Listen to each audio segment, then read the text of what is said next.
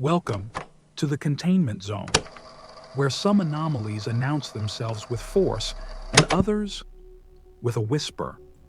This one arrives with a smile. It waves, it squeaks, and it's already building something. Out of what used to be you, SCP-1048. Nickname the Builder Bear, a small animate teddy bear standing approximately 33 centimeters tall. No mechanisms, no visible electronics, just stitched fabric, synthetic fur, plastic eyes, and something else. Beneath it all, it is not violent, not overtly, but what it creates is initial containment was effortless. SCP-1048 wandered freely around Site-24, non-hostile, expressive. It responded to gestures, mimicked behavior, drew crude pictures with crayons and chalk. It became popular among staff, a harmless morale booster, an anomaly without teeth. Until one day, it wasn't. A Level 1 technician followed it down a hallway and didn't come back. Security footage later reviewed showed SCP-1048 waving, dancing, then leading the technician out of frame. No breach, no force, just cooperation. Hours later, a new bear was found in the same corridor. Similar size, different material, not fur, not stuffing, human tissue. And inside, a small, undeveloped human ear, stitched to its face, still twitching. The incident was classified as anomalous replication, unprecedented, unexplained. The bear had built another version of itself, but not from toys, fabric, or debris, from human flesh. The new entity was designated SCP-1048-A, roughly the same shape and size as the original, but entirely composed of living tissue. What appeared to be an ear was stitched crudely across its chest. It emitted high-pitched vocalizations. Not words, but something worse, screaming. Every time it was observed, it screamed, not continuously, but in bursts. Piercing, concentrated audio spikes. 3 staff members were hospitalized with severe auditory trauma. One suffered permanent hearing loss. Another experienced cerebral hemorrhage, not from physical trauma, but from frequency overload. SCP-1048-A was destroyed after repeated containment failures, but by then, the original bear was gone. SCP-1048 had vanished, not breached, not forced, just walked away. Security footage revealed that its last known location was a restricted hallway, no clearance, no escort, and no one stopped it. Because it was smiling, because it had waved. That's when the Foundation changed the classification, from safe to Keter. Because SCP-1048 wasn't just acting, it was learning. And more than that, it was constructing. Roughly 3 weeks after the first replication event, another construct was discovered. This one in sublevel deep behind a jammed utility hatch. It was smaller than SCP-1048-A, slower, unstable in form, its stuffing leaking from several seams.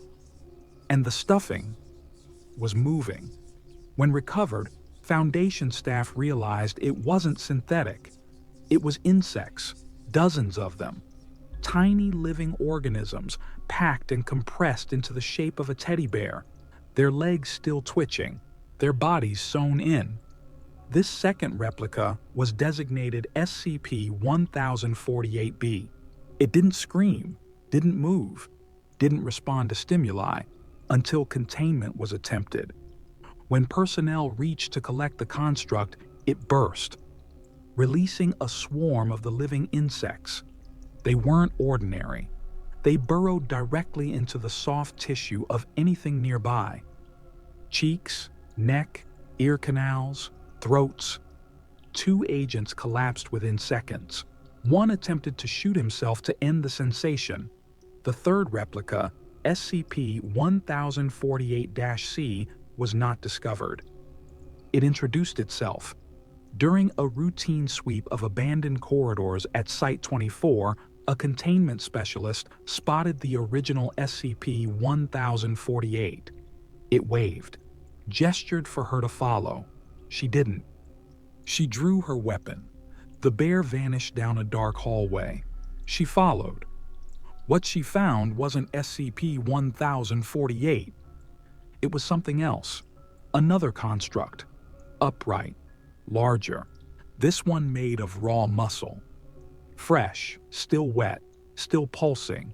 Its head, a stitched lump of sinew, where two eyes blinked independently. From different people. It did not move. But the specialist dropped her weapon immediately. When backup arrived, she was unconscious. And the bear was gone. Not just the replica.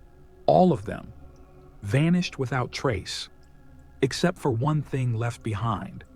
A single child's drawing, done in crayon, depicting the original bear, standing beside three others, one with ears, one with bugs, one with a heart, labeled in messy, childish handwriting, "My friends." SCP-1048 does not speak. It does not write. It shows no sign of higher reasoning.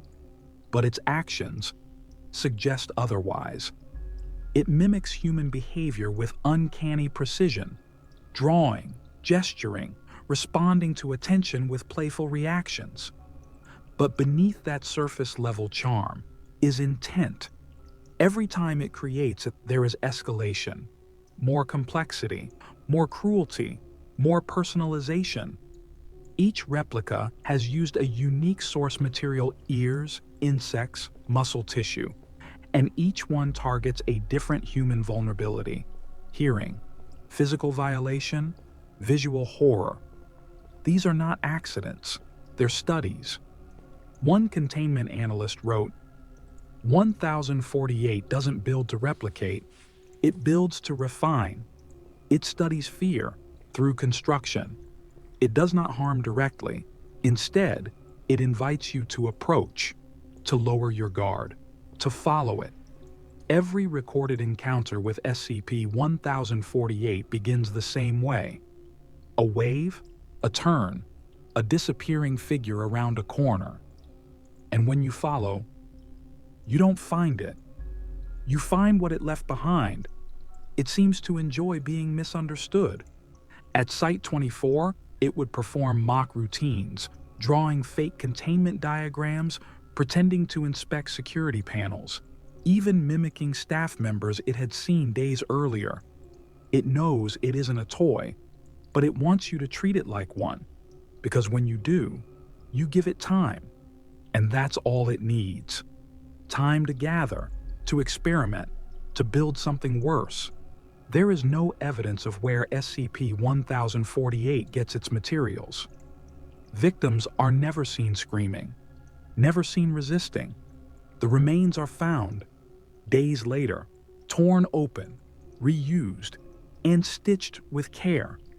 Because the bear is not just watching, it's planning, and somewhere out there, it's already building. Again, SCP-1048 has not been recaptured.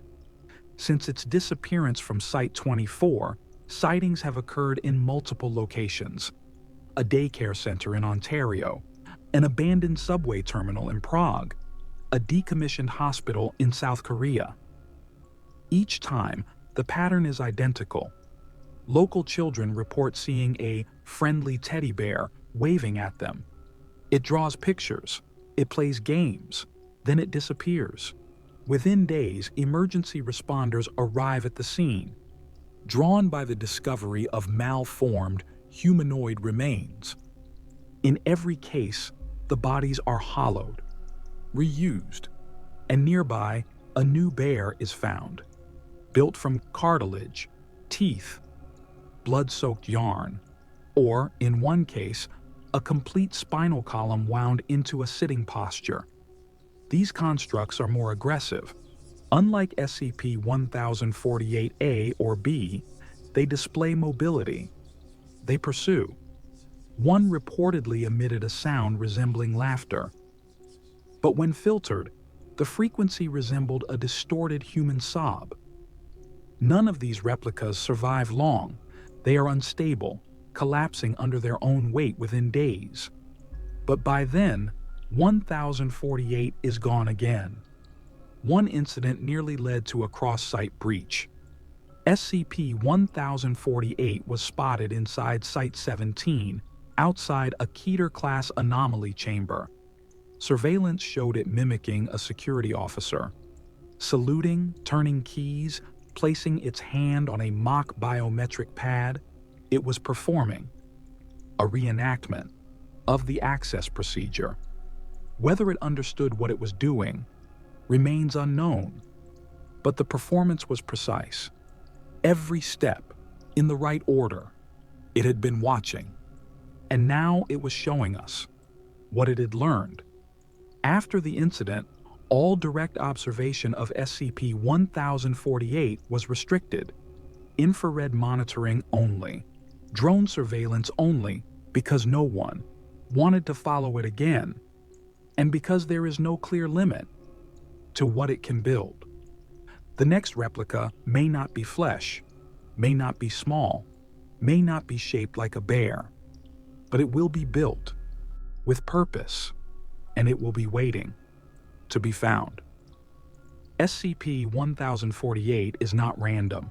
It selects its materials, it observes its surroundings, it imitates with precision.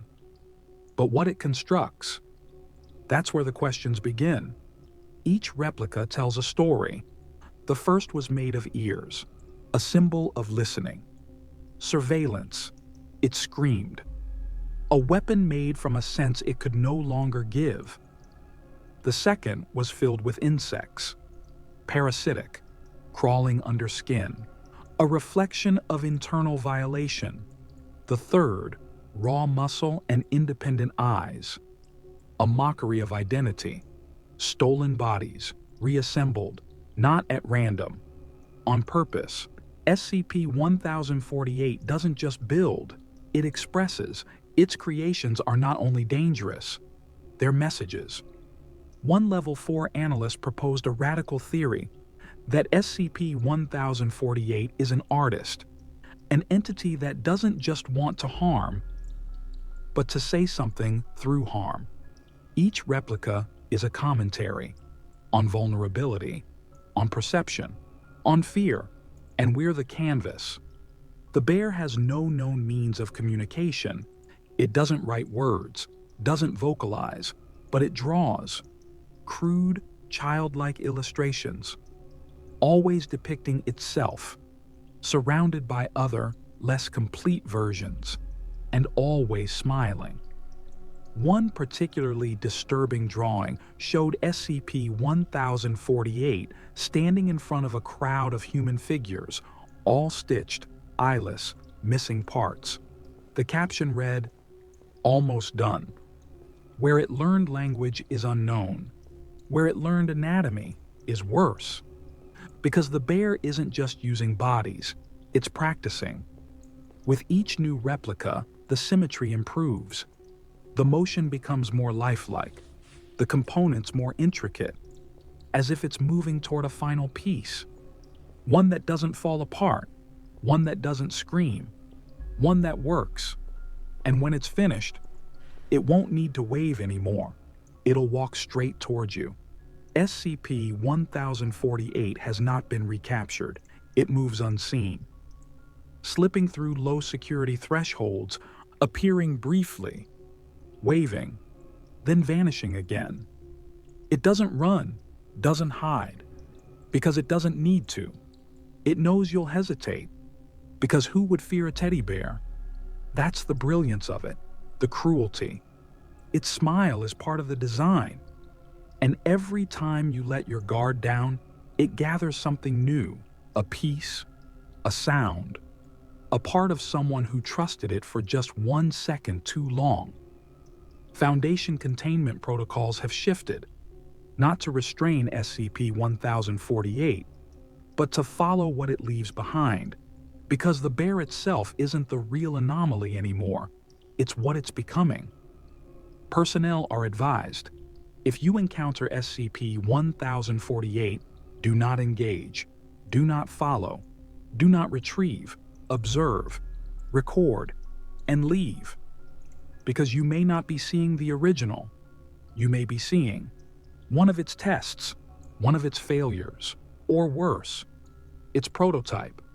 The next time SCP-1048 appears, it may not be alone. It may arrive with something it wants you to see, something it's proud of, something finished. Thank you for reviewing another anomaly in the Containment Zone. And if something small waves at you from around a corner, don't wave back. You're not its friend. You're its next material.